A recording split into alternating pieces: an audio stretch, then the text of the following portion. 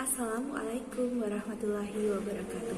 Apa kabar teman-teman kelas 7? Semoga semuanya selalu dalam keadaan yang sehat ya. Kemarin di pertemuan yang lalu kita sudah sama-sama belajar tentang perumusan dan penetapan Pancasila sebagai dasar negara. Dan di pertemuan kali ini kita akan melanjutkan materi yaitu tentang norma-norma dalam kehidupan bermasyarakat. Apa sih Bu Ami tujuannya dari mempelajari materi ini?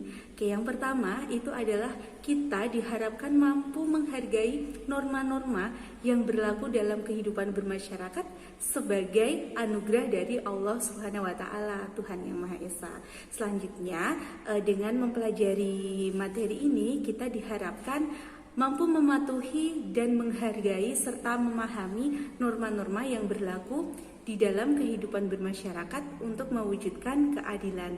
Nah, serta kita diharapkan mampu untuk berperilaku sesuai dengan norma-norma yang ada di dalam kehidupan bermasyarakat. Seperti itu. Nah, kemudian apa aja sih Bu Ami yang akan kita pelajari di dalam materi ini? Nah teman-teman, paling tidak ada 3 submateri yang akan kita pelajari di materi ini.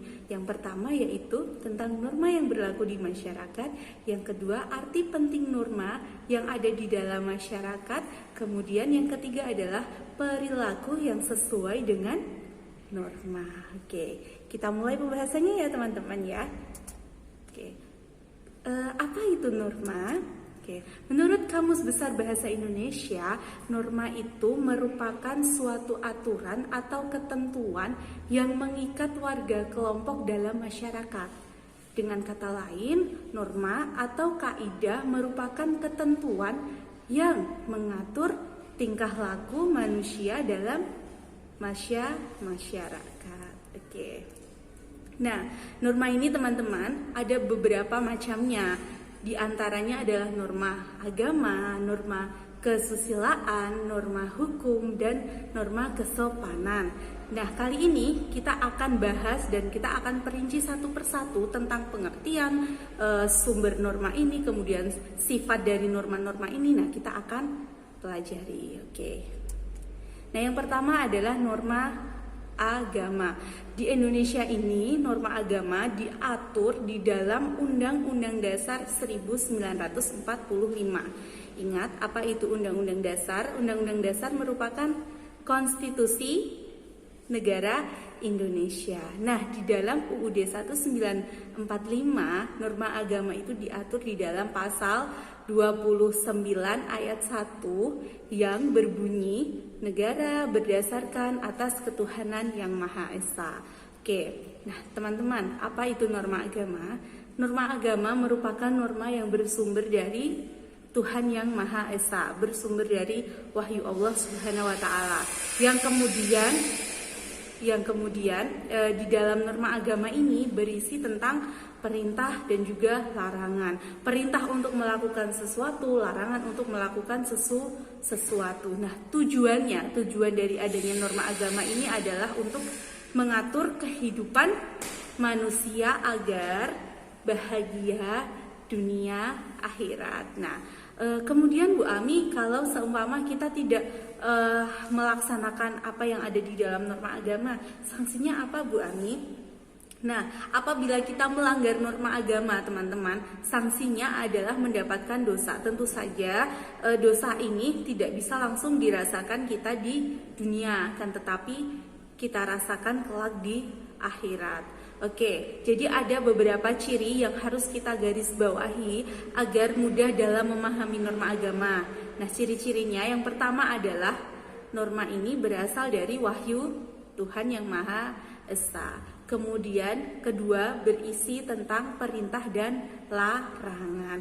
Ketiga, tujuannya adalah untuk mengatur manusia supaya bahagia dunia akhirat. Dan yang terakhir adalah sanksi dari norma agama ini berupa dosa atau mendapatkan dosa. Kita lanjut ya. Kemudian yang kedua adalah norma kesusilaan. Nah, norma kesusilaan ini teman-teman, dia merupakan norma yang berasal dari hati nurani. Kalau hati nurani itu kan selalu mengatakan tentang apa yang baik, tentang apa yang benar. Pokoknya norma kesusilaan itu tidak jauh-jauh dari yang namanya kebaikan dan kebenaran. Oke.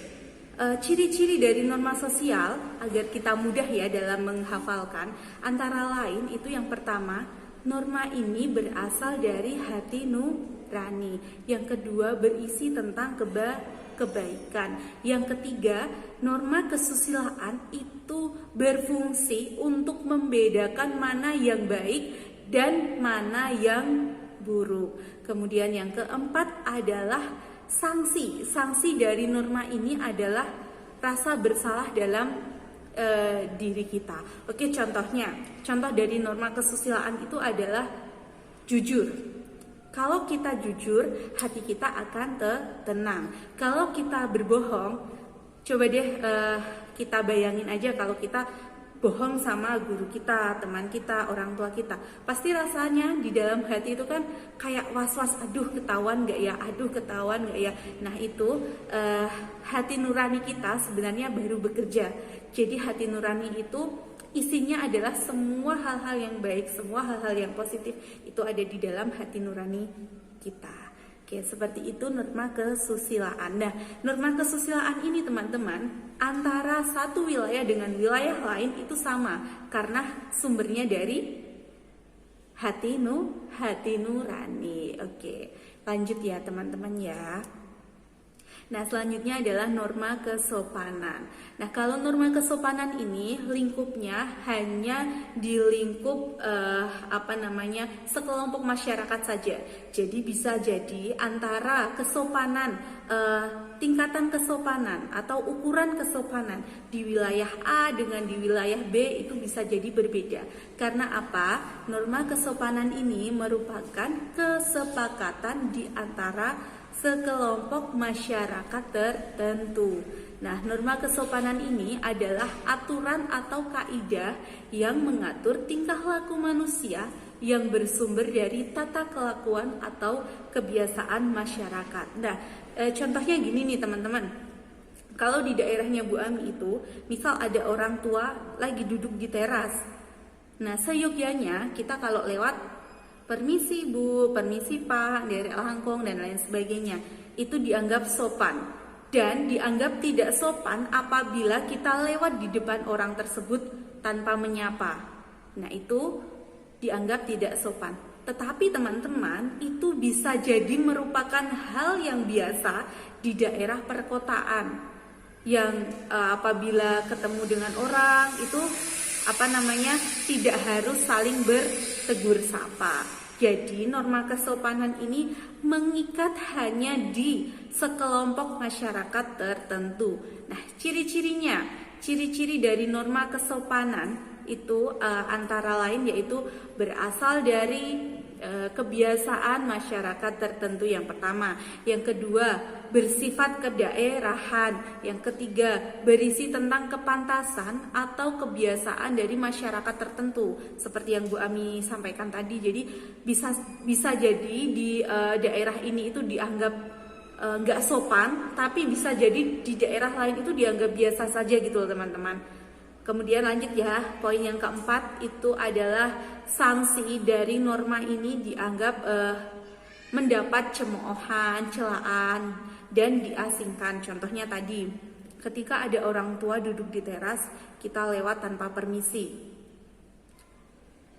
Bisa jadi itu dikucilkan atau mendapat gunjingan. Itu loh si A, si B, si C. Mosok lewat depan orang tua tidak permisi. Mosok ya cuma diem aja. Nah, seperti itu contoh dari sanksi norma kesopanan. Oke, next yang terakhir itu adalah norma hukum. Nah teman-teman, norma hukum ini merupakan norma yang berasal dari pemerintah atau pejabat yang berwenang untuk membuat norma hukum. Nah, norma hukum ini bersifat memaksa dan mengikat. Artinya, apabila suatu norma hukum itu sudah publish ke masyarakat, sudah diumumkan ke masyarakat, norma ini bersifat mengikat dan memaksa. Contohnya, dalam misal kita menggunakan sepeda motor, aturannya atau normanya harus menggunakan helm. Nah, kalau tidak menggunakan helm kena tilang. Nah, itu artinya norma hukum ini bersifat memaksa dan mengikat bagi siapa saja. Oke, selanjutnya, ciri-ciri selanjutnya berisi larangan untuk melakukan sesuatu atau kewajiban melakukan sesuatu dan aturan tentang suatu hal. Nah, contoh kewajiban melakukan sesuatu adalah pembayaran pajak kayak gitu ya. Entah pajak bermotor, entah pajak bumi dan bangunan, seperti itu. Selain itu, sanksi dari norma hukum ini bersifat memaksa juga teman-teman. Antara lain sanksinya itu berupa penjara, denda, dan juga kurungan. Oke. Nah, sekarang tugas kalian adalah mengidentifikasi norma kesopanan apa saja yang ada di lingkungan tempat tinggal kalian. Aturan apa saja yang ada di tempat tinggal kalian. Oke, Bu Ami tunggu ya. Oke. Demikian dari Bu Ami untuk pertemuan hari ini. Bila ada salahnya Bu Ami mohon maaf. Billahi taufiq wal hidayah. Wassalamualaikum warahmatullahi wabarakatuh. Selamat belajar teman-teman.